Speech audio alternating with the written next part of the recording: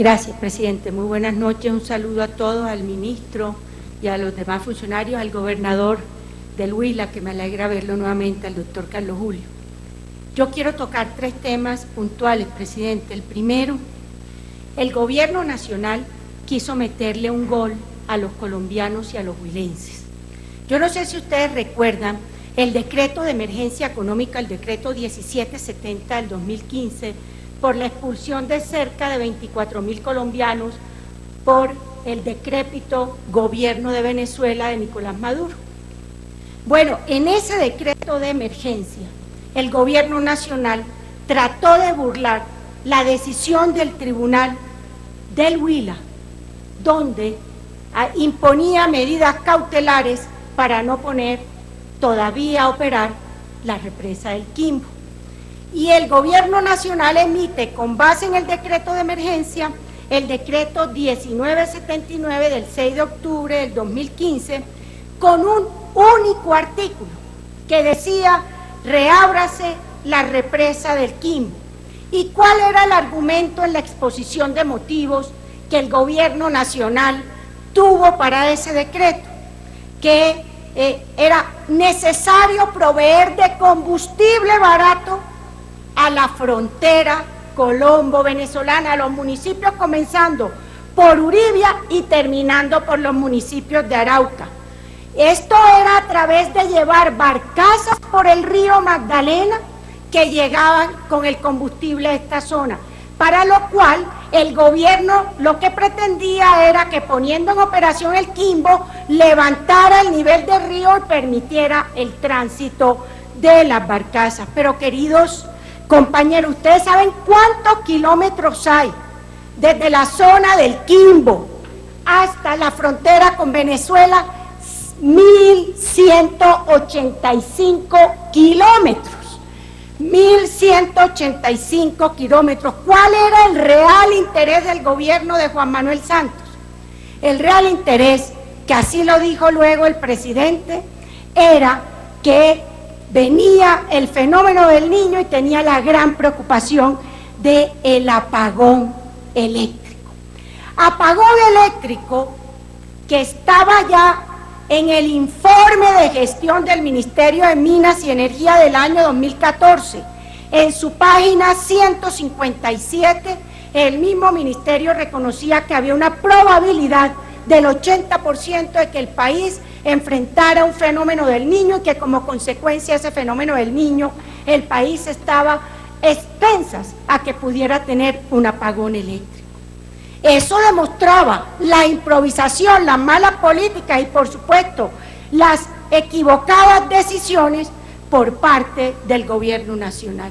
Con lo que no contaba el gobierno es que la Corte Constitucional, en su sentencia 753 del 2015, declaró inexequible ese decreto que le pretendía meter un gol a los huilenses y a los colombianos el gobierno nacional. Con dos argumentos da la Corte Constitucional. El primer argumento: no hay, como es lógico, conexidad entre los motivos de la emergencia económica y la reapertura de la represa del Quimbo. Y el segundo argumento es que por un decreto presidencial no se puede burlar una decisión de la justicia. Con esto entonces la Corte Constitucional puso en su sitio al gobierno nacional. Pero además de ello, el gobierno nacional al Quimbo lo pone como un PYMES, o sea, como un proyecto estratégico para el desarrollo del país. O sea que a todas luces no es un proyecto donde el gobierno pueda decir que no tiene ninguna importancia ni ninguna injerencia. El segundo punto que quiero tocar, presidente, es el punto de la preocupación por los pescadores artesanales. Definitivamente, como lo han dicho aquí, no se han compensado los pescadores artesanales en los compromisos asumidos por ENGESA y tampoco se ha cumplido la sentencia de la Corte Constitucional T-135 del 2013, donde exige tres condiciones para que haya vivienda digna, condiciones de vida digna y trabajo digno para aquellos que viven en la zona y que derivan su sustento del trabajo en dicha zona. ¿Qué exigía la Corte? Un censo de los afectados. Me pregunto, hoy no se ha hablado que el censo exista. ¿Dónde está el censo? Segundo, los beneficios previstos en la resolución 899 del año 2009. ¿Por qué cuando en ese momento la resolución del entonces Ministerio de Vivienda y de Ambiente claramente exigía a ENGESA unos compromisos, ¿por qué no se han cumplido? ¿Dónde está entonces la exigencia por parte del Ministerio de Ambiente y del Ministerio de Minas y de las entidades respectivas para hacer cumplir esos compromisos ahí estipulados? Preocupa también que no es la primera vez que en el país se le burla a los pescadores artesanales sus derechos. En este caso, claramente, para ellos, la pesca de capaz, la pesca de tilapia y de otras especies prácticamente desapareció, y con ello desapareció la posibilidad de que pudieran trabajar. De ahí que el partido radicara un proyecto de ley para proteger a los pescadores artesanales precisamente durante los periodos de veda o durante circunstancias como la que se está viviendo como consecuencia del incumplimiento de una empresa como ENGESA con los pescadores de la represa del Quimbo, para que ellos puedan tener alternativas en materia de vivienda y de supervivencia en lo que tiene que ver con seguridad alimentaria.